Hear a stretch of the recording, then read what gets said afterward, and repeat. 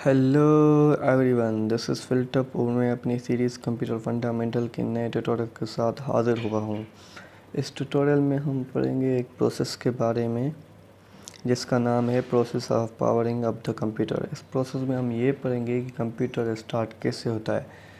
Button click करने से लेकर हमारे स्क्रीन पर जब विंडो आ जाती है, नज़र आना शुरू हो जाती है, तब तक बीच में कौन कौन से प्रोसेस होते हैं। उसके लिए मैंने एक फ़्लो डायग्राम बनाया है जिसमें मैंने सारी चीज़ों को डिफ़ाइन करने की पूरी कोशिश की है। तो आइए देखते हैं। पहले हम बटन स्टार्ट करते हैं, जिससे क्या होता है कि करंट जो है वो फ़्लो करता है हमारे सर्किट में। ठीक है, तो उसके बाद इंस्ट्रक्शंस रन होती हैं। सबसे पहले जो इंस्ट्रक्शन रन होती है वो है बायोस, वो हमारी ऑन होती है। ठीक है, बायोस बेसिकली क्या है? Basic input output system. ये स्टोर होता है हमारी एक चिप जो मदरबोर्ड पे लगी हुई होती है, जिसका नाम है रोम, जिसका फुल फॉर्म है रीड ओनली मेमोरी। इस चिप में हमारे पास जो प्रोग्राम होता है बायोस, वो क्या करता है? सबसे पहले स्टार्ट होता है। ठीक, उसके बाद वो जो बायोस है उसमें जो उसकी सब इंस्ट्रक्शन है, जो सबसे पहले वो इंस्ट्रक्शन रन करता है, उसका नाम है पोस्ट। पोस्ट का फुल फॉर्म है पावर ऑन सेल्फ टेस्ट। इस इंस्ट्रक्शन में क्या होता है कि जो हमारे बायोस है, हमारे सारे कंप्यूटर के कंपोनेंट्स को चेक करती है भाई, कि ये मौजूद है, ये मौजूद नहीं है, ये मौजूद है, ये मौजूद नहीं है, या कोई प्रॉब्लम तो नहीं है, कोई डिवाइस डिस्कनेक्टेड तो नहीं है। तो इसमें बेसिकली ये क्या करता है, मेन जो भी कंपोनेंट्स होते हैं उनको वेरीफाई करता है। अगर वो होते हैं, ठीक है, तो आगे चलता है। ठीक है, नहीं तो क्या करता, बीप्स जनरेट करता है। बीप्स क्या है? मतलब कि बीप्स हमें डिफरेंट बीप्स के पैटर्न जनरेट करता है डिफरेंट प्रॉब्लम को शो करने के लिए।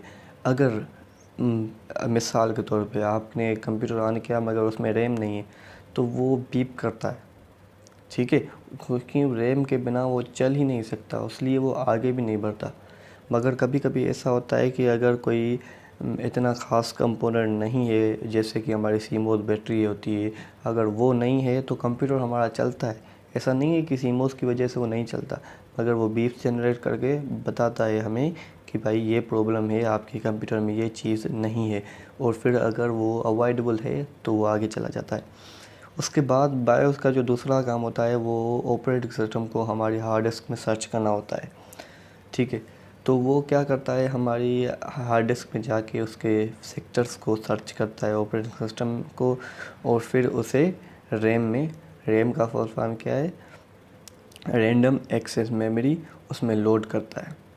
उसमें ऑपरेटिंग सिस्टम को जब सर्च करके उसमें लोड करता है, और उसके साथ एक और भी चीज़ को लोड करता है जिसका नाम है बूट लोडर। ठीक है, तो क्या करता है ये ऑपरेटिंग सिस्टम को, भाई इसने रैम में लोड किया, उसके बाद उसने बूट लोडर को भी रैम के अंदर लोड किया। अब क्या करता है, बूट लोडर को वो विंडोज़ की फ़ाइल दे देता है, भाई अब ये तुम्हारा काम है कि इसको मैनेज करो, इसको चलाए रखो, विंडो को, ऑपरेटिंग सिस्टम को चलाए रखो, अब ये तुम्हारा काम है। ठीक है, तो बेसिकली होता क्या है, सारा हमने प्रोसेस पढ़ा कि हमारी चिप लगी होती है एक मदरबोर्ड में। ठीक है, जिसका नाम है रोम, रीड ओनली मेमोरी। उसमें एक प्रोग्राम होता है, ठीक है, जिसका नाम है बायोस। वो क्या करता है, मैं पहले तो पोस्ट को परफॉर्म करता है, पावर ऑन सेल्फ टेस्ट, फिर उसके हिसाब से हमें बीप जनरेट करके देता है। उसके बाद बायोस का दूसरा काम क्या होता है, वो ऑपरेटिंग सिस्टम को सर्च करता है हार्ड डिस्क में, सर्च करने के बाद उसे रैम में लोड करता है। रैम क्या है? Random access memory. और उसके बाद ये क्या करता है, बूट लोडर को लोड करता है रैम में, और फिर ऑपरेटिंग सिस्टम को हैंड ओवर कर देता है बूट लोडर को, और फिर बायोस का काम ख़त्म हो जाता है, और बूट लोडर विंडो को चलाए रखता है स्टार्टिंग से लेकर एंड तक, जब तक हम कंप्यूटर को बंद ना कर दें। और ये मैंने उसके बारे में थ्योरी लिखी है, सारी वही चीज़ें हैं जो मैंने आपको एक्सप्लेन की है, मगर थोड़ी सी डिफ़ाइन करके मैंने इसको की है।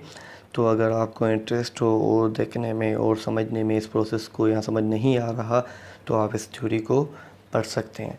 थैंक यू, अल्लाह हाफ़िज़। मेरे साथ रहिए इस वीडियो को, आई होप कि आपने सीखा होगा, कुछ ना कुछ नया सीखा होगा। इस वीडियो को लाइक करें, कमेंट करें, सब्सक्राइब करें। और ये हमारी सीरीज़ का एक नया ट्यूटोरियल था, और आगे भी ऐसे ट्यूटोरियल आते जाएंगे। तो ज़रूर कनेक्टेड रहिए। अल्लाह हाफ़िज़।